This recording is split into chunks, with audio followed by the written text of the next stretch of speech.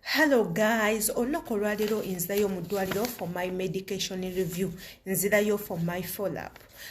Ng'ennaku eziyiseeko emabega mbadde nabagamba nti nafuna ekirwadde ekibadde nga kinnuma nga kimalako emirembe nga nafuna yeast mu scalp.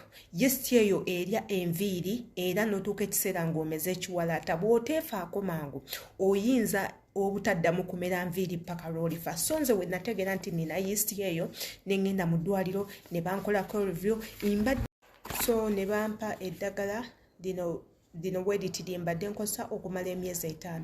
Kaakati nzirayo for medication review balabye oba tukyusa eddagala oba nedda. Naye nga ekisinga obulungi ngenze improving enviiri zigenze zikomawo naye nkyamira ebintu ebiringa ebitulututtu ebiringa embalabe mu mutwe. So ngenda batwalako mu process nga ngenda mu ddwaliro paka lwe nnaakomawo njagala obeereko.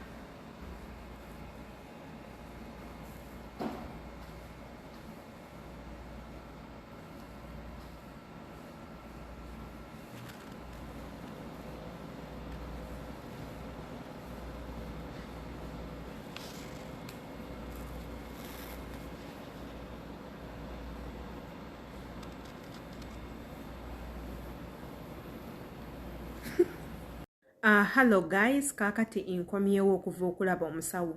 Azzemu n'ancekinga n'agamba sofa toli bubi okusinziira mu ngeri gye nagendamu ntya bwe nali nfaanana omutwe gwali gufaanana gutya seriously gwali bubi.